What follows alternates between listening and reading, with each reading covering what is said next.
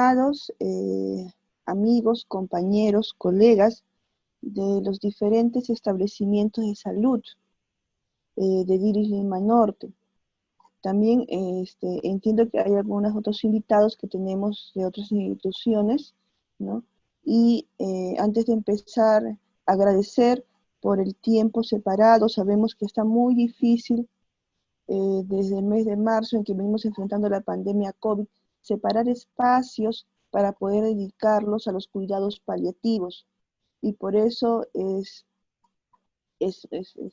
realmente admirable, ¿no?, el que puedan tener este tiempo de 9 a 11 para poder capacitarse, actualizarse en los contenidos que necesitamos dominar para poder ayudar cada vez mejor a nuestros pacientes y sus familias que requieren atención de cuidados paliativos en sus diferentes escenarios.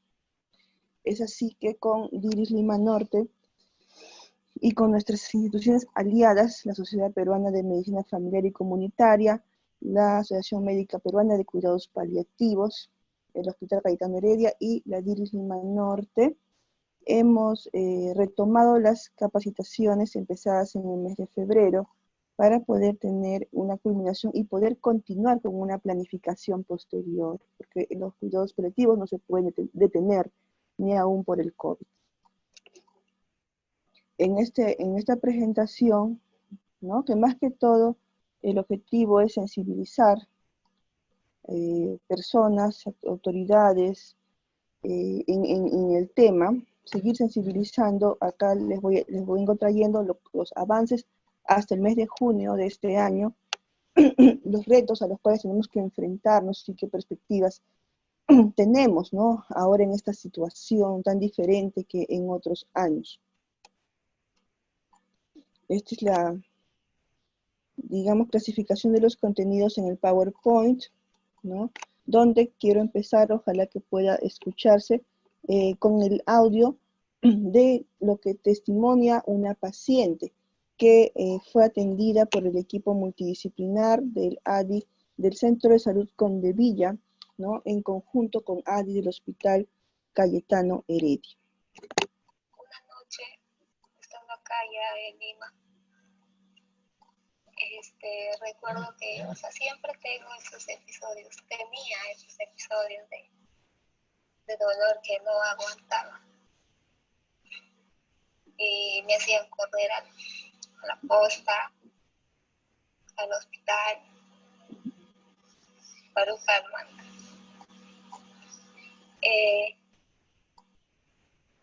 ¿Cuáles épocas lo podía hacer acá, no? Porque no conozco a nadie.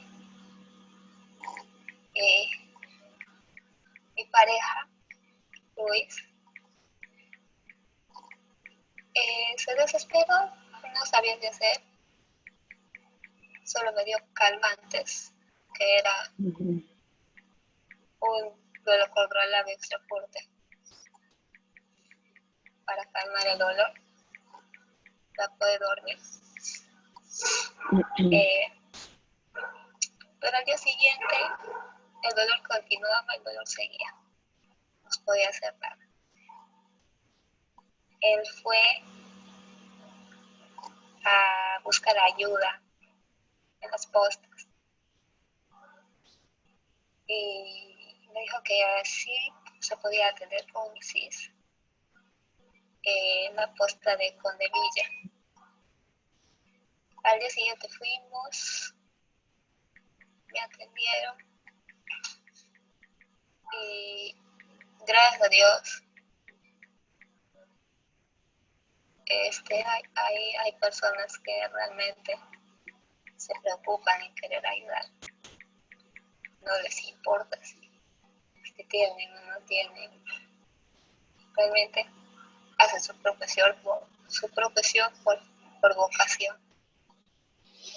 Y uno de ellos es el doctor Nestaro, la señorita Paula, la señorita María, son las personas que me han estado atendiendo. Agradecerle a la señorita de la asistente social de Condevilla, no sé su nombre, pero les agradezco muchísimo Y no sé qué hubiese pasado conmigo si el doctor no me hubiese ayudado a aliviar estos dolores que tengo.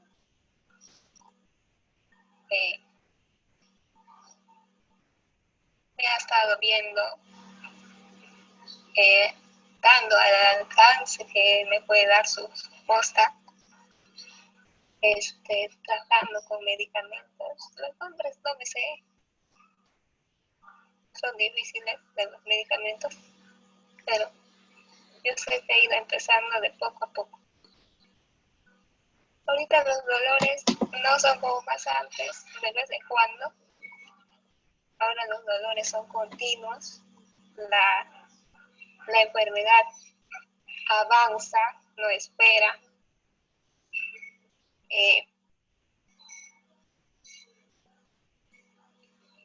Me están brindando muchísimo apoyo. Se los agradezco. Cosas que ellos no tienen a su alcance, buscan, conversan, tratan de darme la mano y de darme una solución a mí. Incluso hasta me mandaron al área de ADI oncológico en Cayetano, que también me atienden muy bien ahí, gracias. Cada que necesito algo para el dolor, porque ellos no tienen, no me pueden dar, me dan la facilidad, la ayuda de poder conseguirlo o de llevarme al Cayetano. Yo se los agradezco. El Cayetano también me abre sus puertas, me da los medicamentos que tiene.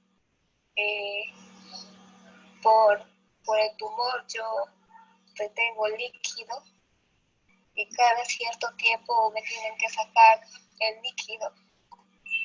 Ellos también ven eso, los de Villa me ayudan a sacar el líquido. Quizás no en su posta, pero sí me llevan hasta Cayetano. Yo estoy muy agradecida, muy feliz con ellos, con todo lo poco que están haciendo por mí. Yo sé que si en sus manos estaría sanar a las personas, sanarían no solamente a mí, porque yo no soy su única paciente. Tienen muchísimos pacientes que necesitan, que están más graves que yo, o más enfermos que yo, o necesitan más que yo.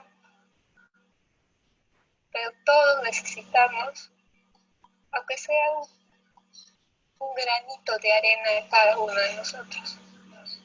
Yo estoy agradecida y pues que sigan, ¿no? Ojalá que mejoren la calidad de atención. Pues la atención, su atención es buena, sino que mejoren el lugar en donde están, que lo implementen, no sé, lo abastezcan, den los medicamentos a las postas, no sé, una manera de cómo el Estado también puede ayudarlos a ellos, para que ellos brinden una mejor atención. Nada, ¿no? Agradecida y siempre les voy a agradecer hasta el día que me vaya, y si algún día regreso sana, no sé, yo siempre voy a agradecerles. Entonces, gracias.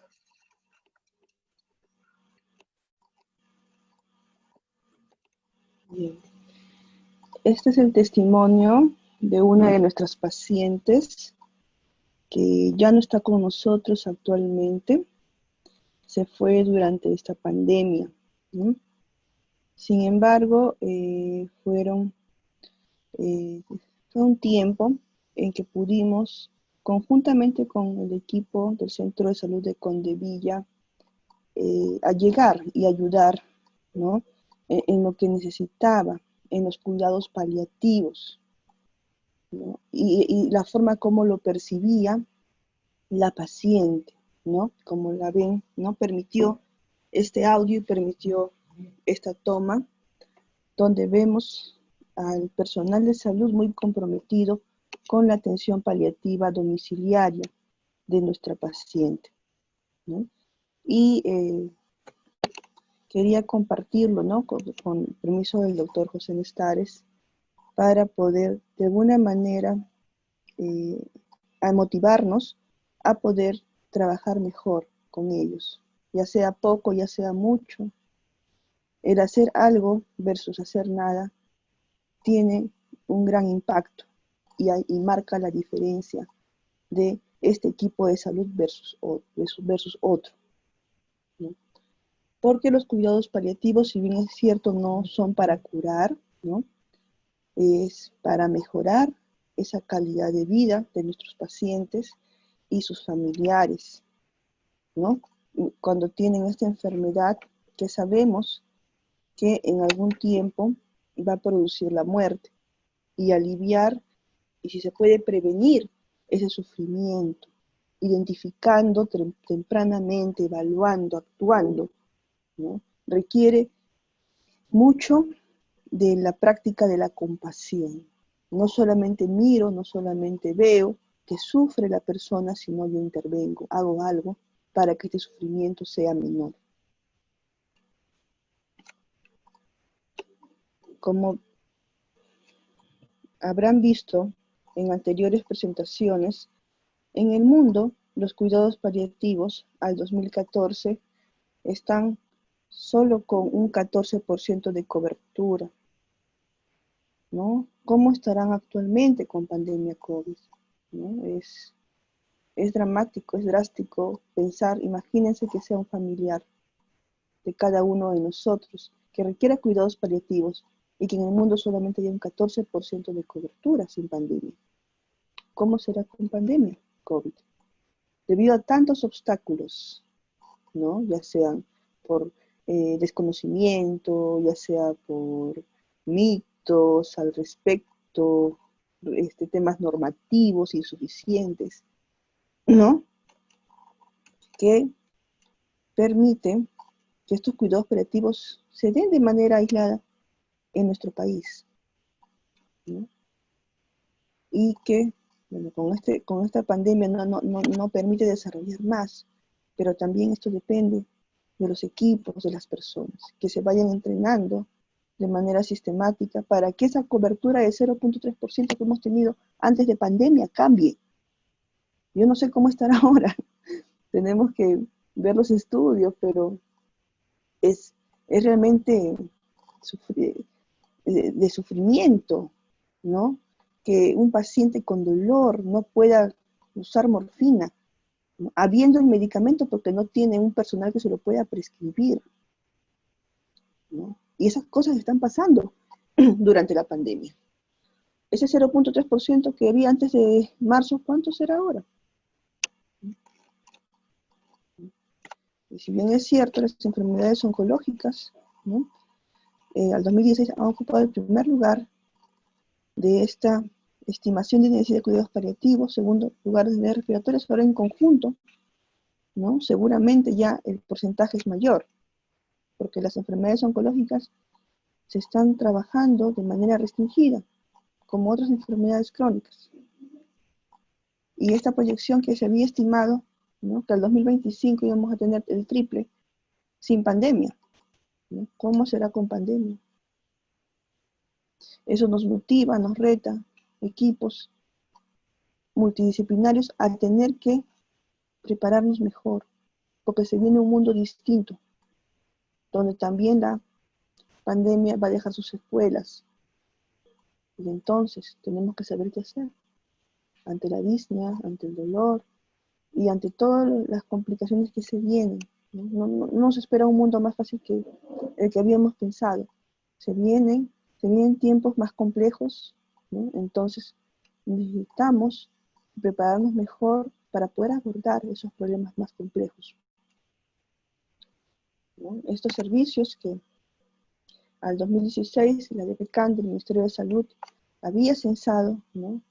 Ahora con ustedes, equipos del primer nivel de atención, nosotros apostamos con Diris Lima Norte, ¿no? Y lo sabe el Ministerio de Salud, también lo sabe el EPECAN, de que es de necesidad urgente empoderar, tener más equipos entrenados para que esas personas no tengan que sufrir un pobre acceso a sus medicamentos, un pobre acceso a su atención paliativa que por derecho les corresponde, y que el personal de salud debe tener las competencias para poder brindar, ¿no? Ni hablar de los medicamentos, ¿no? El uso de opioides es mínimo en relación al promedio latinoamericano. Ahora están haciendo estudios para ver cuánto es el acceso, ¿no? Que seguramente ha disminuido drásticamente. El Plan Nacional de Cuidados Paliativos, que tuvo su normativa desde el 2018-19, ya este año se esperaba la resolución ministerial.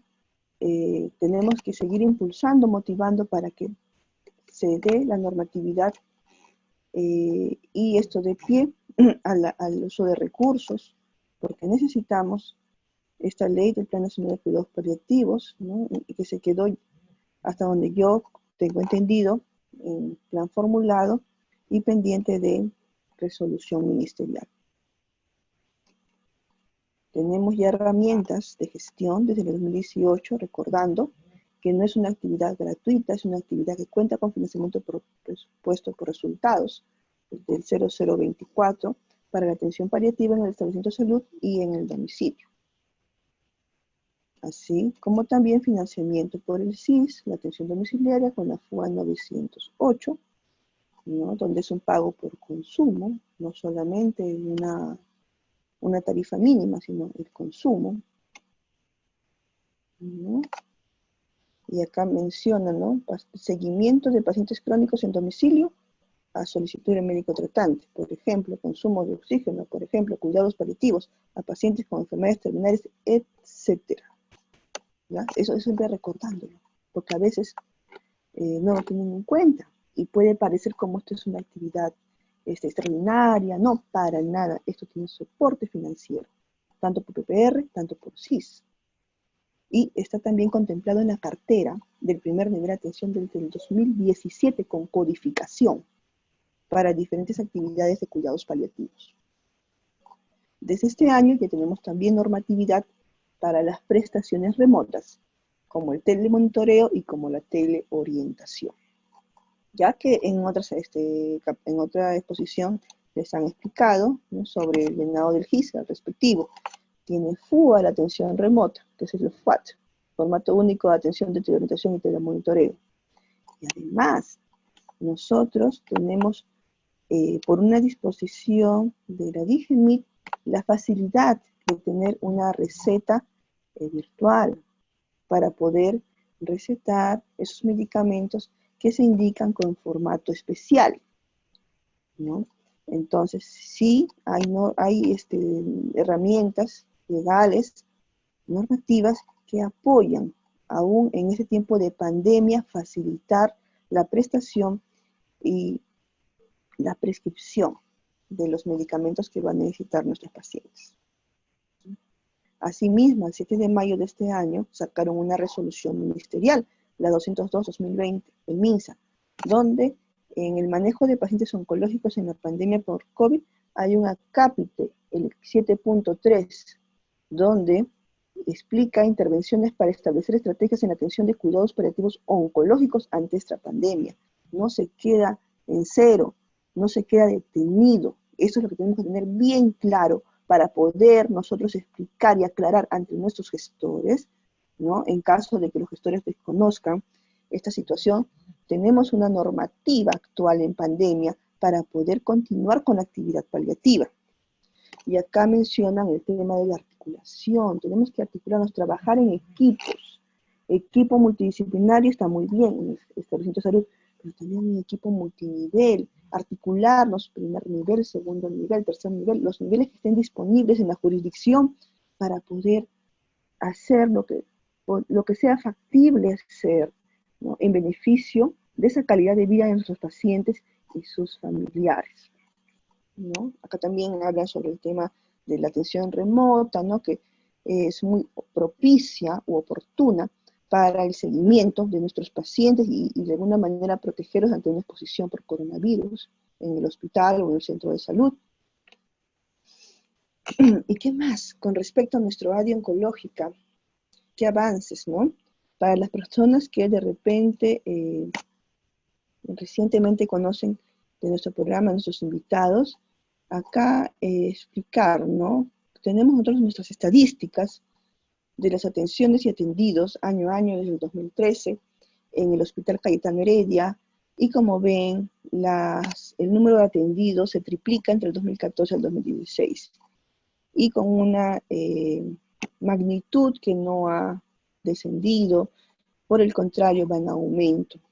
Y este año 2020, ¿cómo será la estadística? Con pacientes que no se han podido atender o que se ha restringido el acceso por múltiples factores en la pandemia COVID. Hay pacientes que a veces no cuentan ni con medios económicos para poder desplazarse de su casa al hospital. Entonces, han tenido muchas dificultades para poder, y más que se han cerrado consultorios, atención ambulatoria de muchas áreas, manteniéndose una atención solamente de urgencias paliativas y entrega de recetas en la parte asistencial, en ADI, además de la atención remota, además de las atenciones domiciliarias, que por un tema de desplazamiento de recursos humanos prioritarios para COVID, tiene su impacto. El ADI existe legalmente desde el año 2014, se mantiene con un convenio del año 2017 del Hospital Convivio Lima Norte, y nosotros pretendemos que el ADI se mantenga todo el tiempo que nuestros pacientes y familias nos necesiten. Este es el equipo interdisciplinario, multidisciplinario, que año a año se fue conformando y reconformando, ¿no?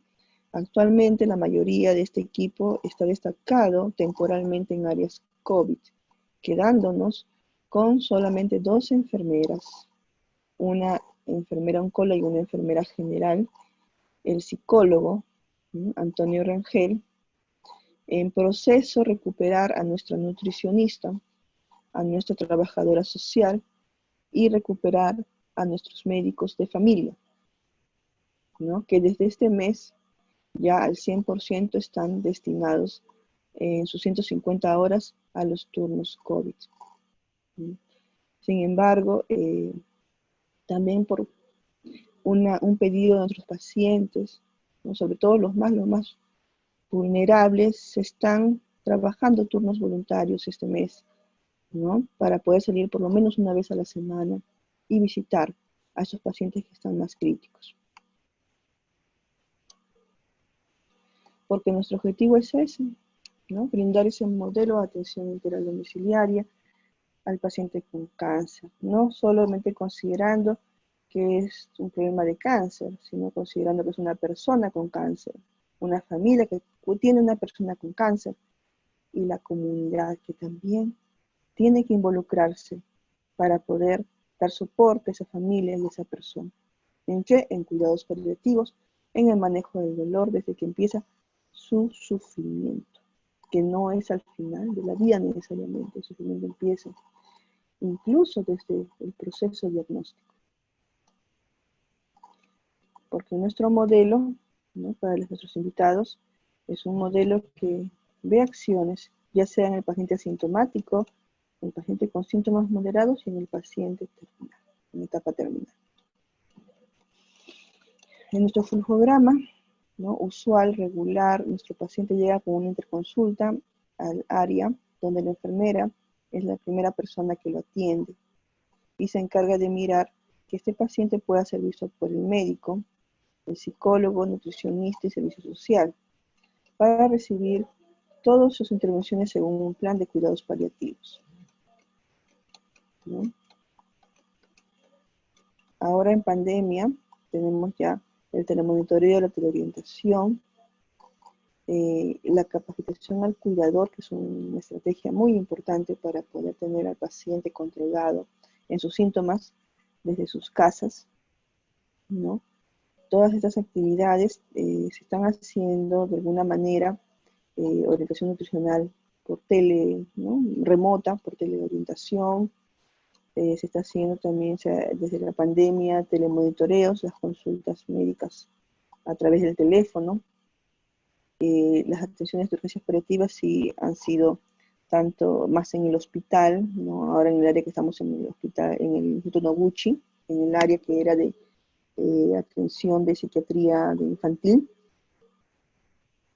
y todo el seguimiento telefónico, la atención domiciliaria de pacientes que contemplan, porque estamos nosotros convencidos que para empoderar al primer nivel de atención en este tema, después de tener un convenio, ¿no? La parte legal que soporta estas actividades, los cursos, la invitación a las asistencias técnicas, cuando cuando hemos ido a la jurisdicción y visitado el centro de salud, y con ellos hacer la visita, ¿no? También al haberlos invitado a rotar en nuestro servicio, ¿no? Se han mandado de manera programada y coordinada, se puede asegurar un recurso humano entrenado, ¿no? Además de un curso que da contenidos teóricos, y las rotaciones, los contenidos prácticos que se puedan aplicar, sí, y con todo el background, todo el bagaje que tiene ya el personal de salud del primer nivel de atención, se tiene un recurso humano entrenado para brindar cuidados paliativos. Estas son nuestras actividades asistenciales al 2020, hasta junio de 2020, ¿ya? Donde ustedes pueden ver que a pesar de tener 3 meses de pandemia, más de 3 meses desde marzo, tenemos casos nuevos, ¿no? Este semestre en 133 casos, que ya sumados desde el 2015 serían casi 1.500. Ya hemos tenido 4.038 atenciones ambulatorias de enero a junio, y las domiciliarias, ¿no? Para los pacientes que se priorizan por su estado funcional, su capacidad funcional, los talleres multidisciplinarios con los familiares de los pacientes y los diferentes procedimientos de enfermería de acuerdo a la indicación médica. Asimismo, las actividades remotas como teleorientación y telemonitoreo, que de acuerdo a la programación, porque eso también cabe resaltar, ¿no? Y felicitar, reconocer de que han sido turnos extraordinarios, voluntarios, que sean, en muchos casos, donde se han podido orientar y también hacer receta con fuga, con GIS, ¿ya? En un número total de 778, entre abril, mayo y junio, ¿no? Y esto pues hay que organizarlo, reestructurarlo para que pueda mejorar, ¿no? Pero todo se hace con recursos humanos disponibles. Lo que esta pandemia no nos ayuda mucho, ¿no? De ahí que es muy importante que trabajemos en equipo y que ustedes, equipos de primer nivel de atención, ¿no? Estén en esa disposición para poder brindar esa atención, ¿no? de primer nivel, ¿no? A ese paciente que en ese momento preciso la requiere. Estos son los procedimientos de enfermería diversos de los años 2015 al 2019. En el 2020, como ven, no son pocos, ¿no? Van manteniéndose, ¿no? Un promedio en el último trimestre. Y las actividades de capacitación, ¿no? Que también eso lo hemos ido manteniendo, aún con pandemia, y como conversamos con la doctora Carolina, no podemos nosotros dejar dormidos a los cuidados paliativos, ¿no? Por una necesidad forzosa que nuestros pacientes claman, las familias claman, recibirlo. Entonces, más que nunca, tenemos que tomar acciones coordinadas para poder satisfacer esa necesidad. Estas son las fotos de estos cursos, ¿no? Del 2015. Estos son los eventos de congreso 2018, 2019, ¿no? Donde diferentes, ¿no? Profesionales de salud de las regiones del Perú han participado, ¿no? Los eventos con las autoridades locales, ¿no? Muy importantes para poder dar ese punche que se requiere por los cuidados paliativos, no es monosectorial, cuidados paliativos, requiere involucramiento social, ¿no? Y todas las autoridades que tengan que ver, ¿no? Tenemos ahí que el Comité de Damas de la Municipalidad nos facilitó el alquiler de una movilidad, ¿no?, temporal. Ya posteriormente la SUNAT nos donó 2 unidades móviles, que afortunadamente en este tiempo se ha habilitado con las placas y ya tenemos, ¿no?, disponibilidad de equipo, ¿no?, de equipo para movilizarlos. Acá tenemos la capacitación con DPCAM MINSA, ¿no?, el año pasado, a los equipos de dichos establecimientos de salud, ¿no?, para aumentar ese ejército, ¿no?, que tenemos para brindar cuidados paliativos. ¿Qué logros? Como les menciono siempre, lograr ese empoderamiento, ¿no?, que es un proceso, ¿no?, que lo tenemos desarrollado en Condevilla, en Amaquilla, ¿no?, que lo hemos desarrollado también en José Olaya, y con el seguimiento, que estos pacientes puedan atenderse con sus equipos de primer nivel de atención en lo que corresponda a su capacidad resolutiva, ¿no? También acá resaltar de que los pacientes están falleciendo una proporción de 20 a 80, en el 20% en el hospital, 80% en el domicilio, ¿no?, que es donde la mayoría de personas les gustaría partir de este mundo, en el calor del hogar y con sus familiares más queridos.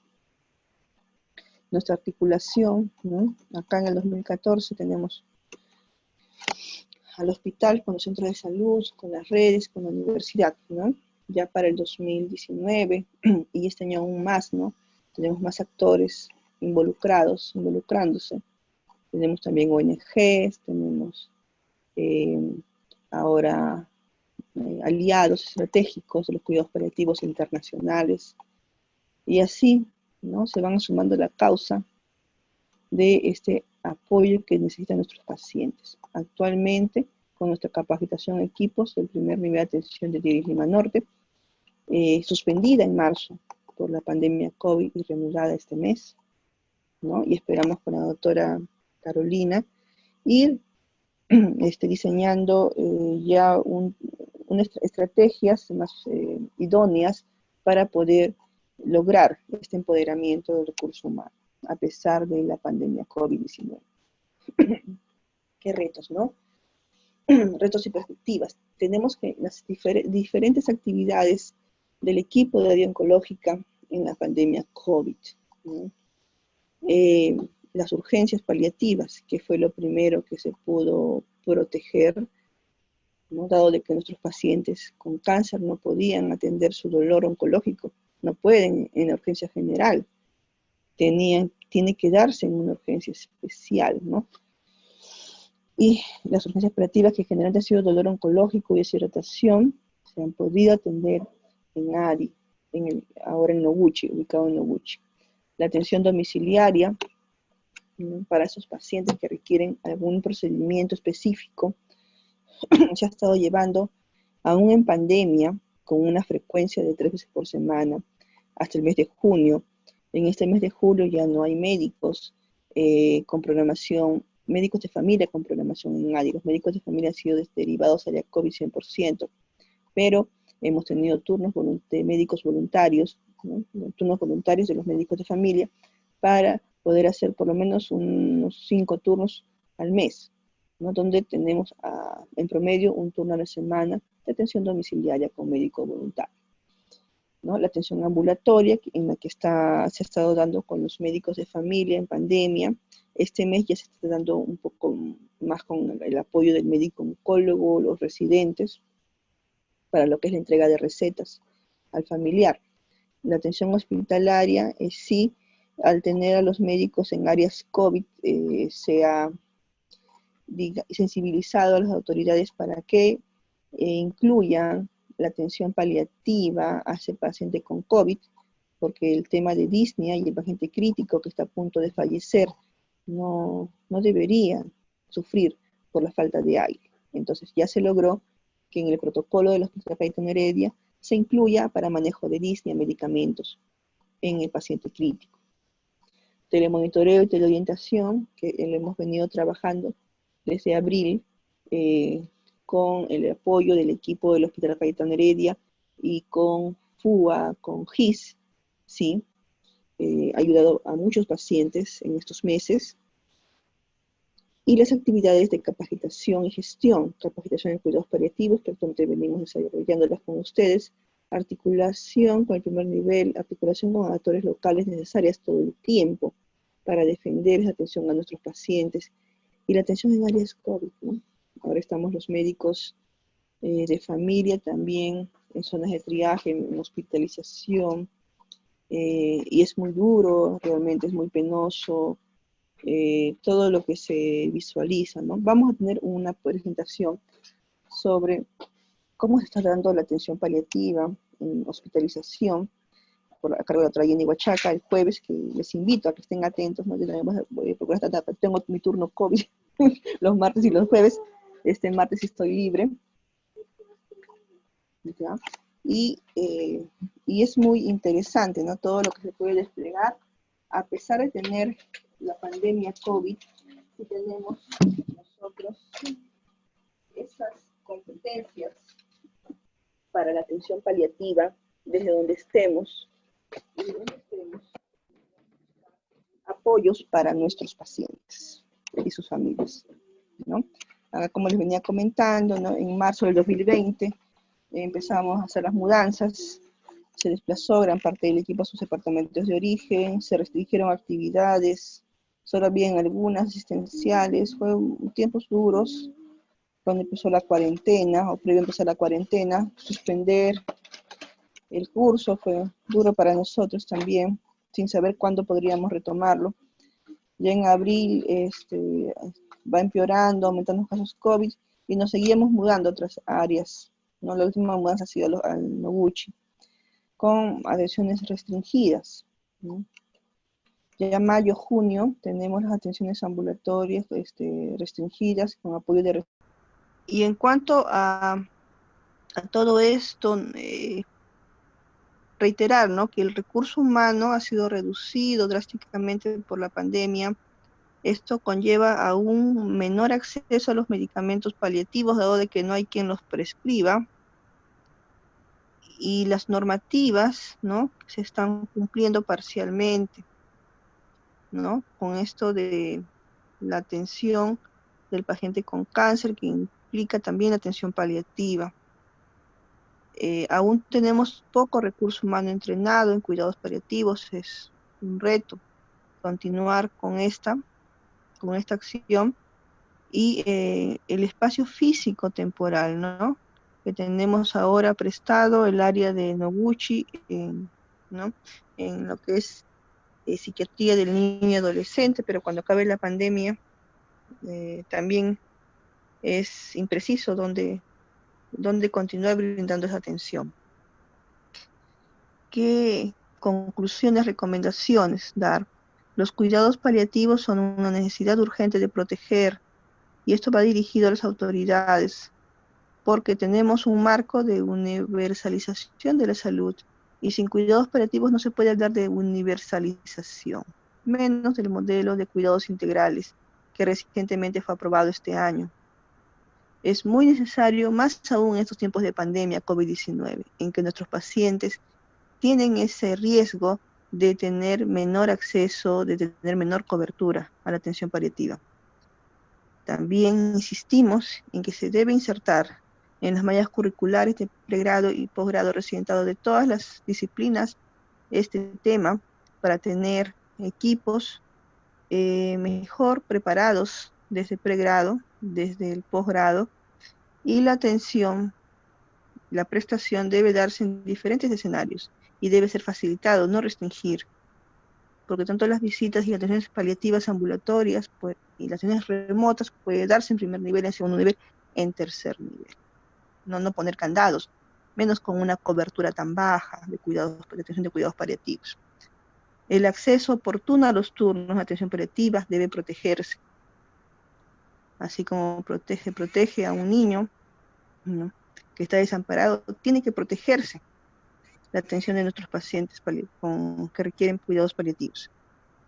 Y el involucramiento de los otros sectores y la comunidad estratégico para poder continuar en esa tarea.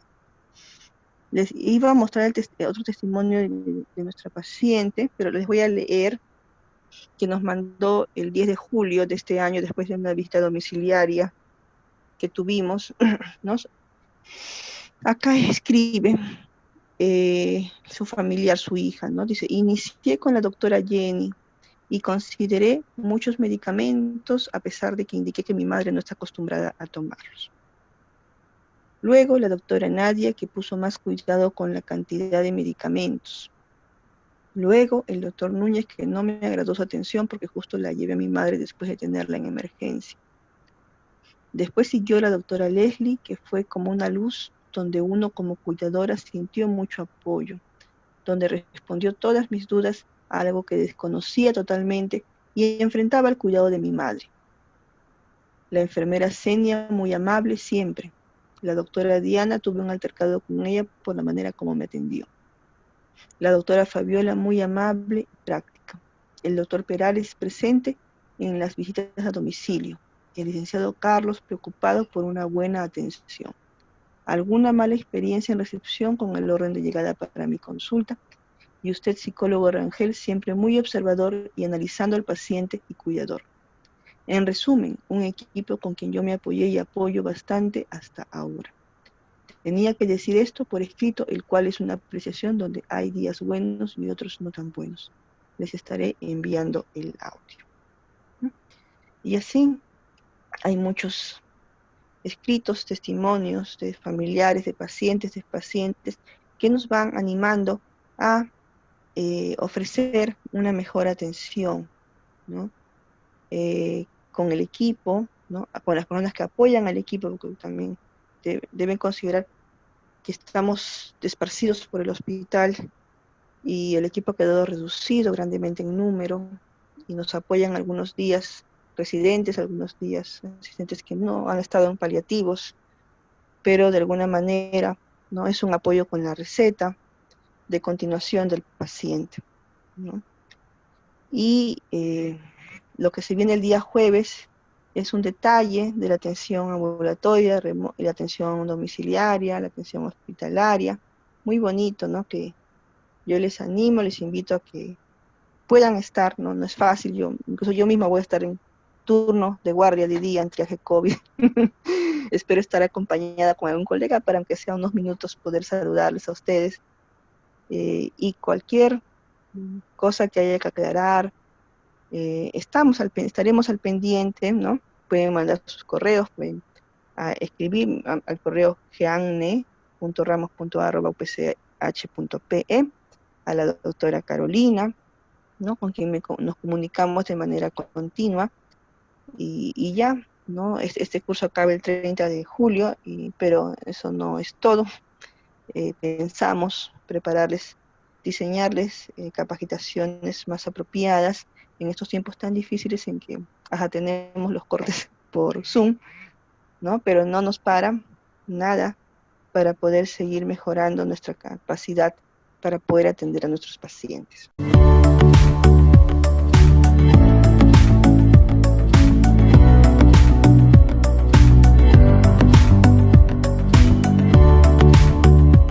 Gobierno del Perú. El Perú primero.